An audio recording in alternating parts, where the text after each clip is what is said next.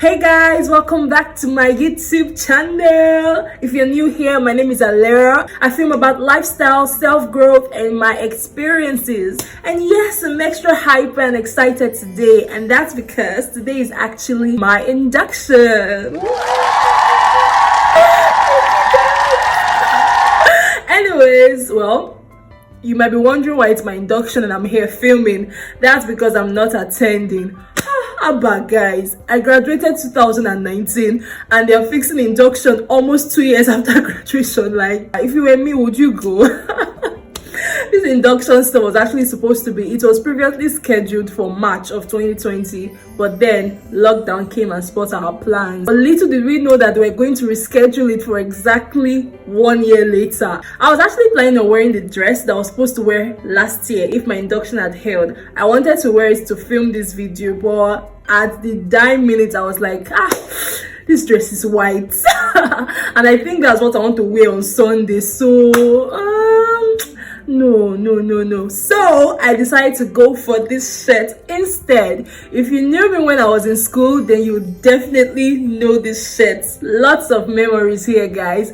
This was my most worn shirt when I was in Uniben. If you don't see me wearing this shirt in my room, it's either I washed it or it's in my dirty cloth rack, or I don't know, but I know this was my most worn shirt, and it is only fit that I wore it for this video. So today, since I couldn't go for my induction, I decided that I'm going to be sharing with you guys some of my Uniben experiences, my life in Uniben in a nutshell. So stay tuned, subscribe if you haven't, and do not forget to turn on the notification bell so whenever I post a new video, you would know. So the first on my list here is the most important people I had in school. Now that's very easy. The most important people I had in school were Steven, Marvelous, Essay, Stanley, and, because I know if I forget to call her name, she's going to kill me, Naomi. So I think that's 5. Yeah. So these 5 persons were the most important people I had in school. Not like they were the only important people, but they were the most important people I had when I was in school. So all these people played very different and important roles in my life that I would never forget. Stephen is the one I was closest to. He's actually the first person that I spoke with in Uniben. And all through my stay in school, he was part of my support system and the person I could be the most vulnerable with. Now for Marvelous, out of all the persons that I mentioned, Marvelous is the only one that I knew from home before I gained admission. Marvelous was like the mom in my circle. You know, every circle of friends, there's always a mom. And in my circle, that part is played by Marvelous. We're roommates actually, and she was very caring. Marvelous was also like my moral compass. You know when you want to do something you know is wrong, but you need somebody to advise you against it? Marvelous was my go-to person. I also have somebody that when I want to do something I know is wrong, I need them to push me and put fire to tell me, don't worry, do it, you only live once. Yeah, I have that person and we'll come to that. Now, Essay was also part of my support system, and just like Marvelous, she was also a moral compass. She's extremely smart, by far one of the smartest persons I know. Essay was my reality check. She was my eye opener. We're both in 200 level, but the thing is, this small 200 level girl had done with her life. I was like, Alero, what are you doing with your life? So she was a big motivation and influence on me. She even made me realize and see potentials in myself that me that has myself had not even seen. That girl, God will bless you if you are watching me right now. Stanley was a fun friend, fun and funny. Stanley is the first friend I think of whenever I want to have a good time. It was basically a stress reliever. You know those people that whenever you see them, you're like, that was Stanley for me. Stanley makes me laugh a lot, and he's one of the people I can talk to on the phone the longest. We always have something to talk about. Now Naomi, out of all of them, Naomi was actually the only one in my class. She was the first person in my class that I met and spoke to. And a while later, we started living together in the same compound, so we always used to go to class together. So remember when I told you guys that when I want to do something I know it's wrong, but I'm looking for somebody to advise me to do it, somebody that will put pepper and put fire? Yeah, that person is Naomi, the opposite of a moral compass. Now the next thing I want to talk about is my most challenging experience. I think my project has that one. And the funny part of the thing is that it wasn't supposed to. Before I got to final year, Heck, even before I entered school, I've always been hearing about this project of a thing, how it's the hardest thing they've had to do throughout their stay in the university. So when I finally got to final year, I decided I was going to make my project as easy as possible for myself. So I started really early so that when it's time to prepare for exams, my project won't be an issue. When I was saying all these things, that as if my project supervisor was just in one place looking at me like, okay now. My project supervisor was never around. I can count how many times I actually saw my project supervisor face to face, and most project supervisors that are like that are usually very lenient because they know that they don't have much time. But this guy, no matter how perfect your chapter can be, he must look for an error. Even if it's only a full stop or a comma, you have to reprint it and bring it for him the next week before he would approve it and give me the go-ahead for the next chapter. So you see, I was seeing my project supervisor only once a week, and that once a week, it was hardly around. I had done my project from chapter 1 to chapter 5, but I was still looking for my project supervisor to approve my chapter 2. It was that annoying. But the one that takes the cake was when it was time for project defense. My supervisor was still nowhere to be found. But later, when I finally did, he looked at my project from chapter 1 to chapter 5 and approved everything, then asked me to come back the next day for my defense. I was happy. Then I came back the next day with my white blazer, looking so soft and fresh, ready to defend away. And that was the day that my supervisor decided that he wasn't going to come. Before you are allowed to go defend your project, the copy you are supposed to defend with, your supervisor is supposed to sign it. Only then will the panel allow you to defend. Mind you guys, my supervisor, I was on my own, no.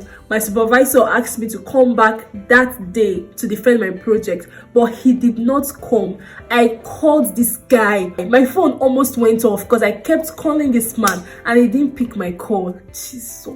I said my head was on fire. The only thing I could think about was my white blazer that I was wearing. Like when I was leaving the house to defend my project, everybody that saw me on the road was hailing me. So I was like, am I now going to go back home, then wear this outfit again to defend this project?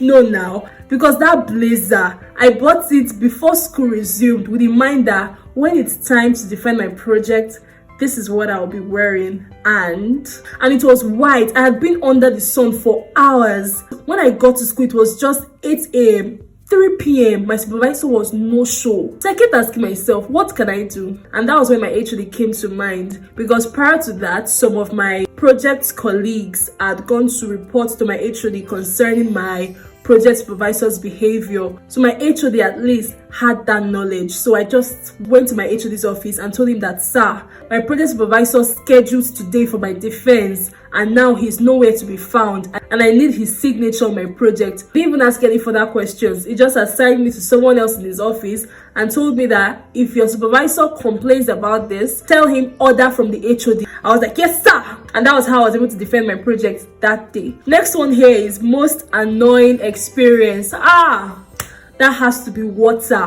When I was in school, I lived in senior staff quarters. At the beginning, it was perfect. We had 24 hours light and there was always water. Basically, if there is light, there is water, and there was always light, so there was always water. But unfortunately, it turned to a nightmare because we suddenly had severe water scarcity for almost 2 years. It became so bad, we had to be leaving school to go to off-campus hostels to get water. It was dreadful and by far my most annoying experience in Uniben. It wasn't until I got to final year before my landlord decided that it would be better if we got our own borehole, and that, my friends, is how I was able to get out of that misery. Next one here is most happy moment. I think my most happy moment was the last scholarship I got when I was in school. Yeah, I think that was it. The scholarship is being organized by a union of Nigerians who are based in the US. It's not a company, just sort of an NGO, an organization of some Nigerians who live in the US, who has been blessed and just felt the need to give back to society. And they use this scholarship as a means to do so. I applied for the scholarship the first time when I was in 200 level, going to 300 level, but I wasn't called to write the exam, and man, I was sharpened. Because I knew that if I were given the opportunity to write the exam, I would have done really well. But well, I wasn't called to write the exam. When I was in 300 level going to final year, I applied for the scholarship again, and this time I was shortlisted for the exams. I was so happy. But when the time of the exam was getting closer, that was when I learned that out of hundreds of people who apply, they only take 10 per year. And I was like, whoa. After I already made mouths before that, if only they had given me opportunity to write this exam, there's no way I wouldn't have been taken. But well, I wrote the exam, and your girl was among the 10 people out of hundreds to get the highest score. Your girl was among the 10 best students out of hundreds to be awarded the scholarship. So I was really, really happy. Okay, the next one here is most stressful experience. So I think my most stressful experience was my finals. Yeah, having to juggle the stress of being a final year student, project, work, exam, church activities. Man, it wasn't easy at all. I remember during that time, one of my friends stayed with me temporarily, and she was like, Alero, you don't live in this house, so you only come here to sleep. But through it all, God's grace really helped me. The next one here is my most fun experience. SSQ. SSQ stands for Senior Staff Quarters. That was where I lived. It was really fun. We were like a family. We had a particular house of assembly where everybody that lived in that series would go, and we would all gather together, cook, eat, play games. It was really nice. We always looked for every given opportunity to throw a party. Not really like a party, but more like a get together where we would just joke around, eat a lot, and play lots of games. That was the most fun aspect. And I like the fact that we could just crash anywhere, in anybody's room, anywhere you meet yourself. If it's too late to go back, then just crash there, no questions asked. But unfortunately, most of them were a level ahead of me, so by the time I was in final year, they had all graduated. The next one here is my most traumatic experience when I was robbed. I might actually do a video about it, share the experience in detail and how I was able to get through it, because that's by far my most traumatic experience, not just in school but ever. The next one here is my most embarrassing experience. I remember that one very well. I was in my room chilling, and some of my friends from IT were there. Then two of my brothers decided to pay me a surprise visit in school. So after my brothers entered my compound, my door was open, so I was able to sight them immediately. So when I saw them, see me, last born where brothers call C. So after seeing them, I was so excited, and I was running towards one of my brothers. And when he just saw me running to him, I don't know if it was his reflexes or instincts, but when he saw me running towards him, at the last minute, my brother just moved from where he was, and I landed on the floor. Floor, okay. I landed on the ground, muddy ground. As for my new friends from IT were in my house, so that has to be my most embarrassing experience in school. So the next one here is most memorable moments. It has to be my birthdays. My friends make me feel really special on my birthdays. I think the best gifts I've ever gotten were given to me on my birthdays. The last one here is the most sacrificial thing anyone ever did for me in school. This is linked to the robbery, and it actually involves my friend Stanley and one of my other friends. So the night I was robbed, I had to gather courage with the help of my older brothers who I had called after the incident was over. So they told me to go to the security post to complain to them. So when I got to the security post, I had to call one of my friends who left his ATM card with me, which the thief stole. So I called him to call his bank's customer care to block the ATM card before the thief is able to take money out of his account.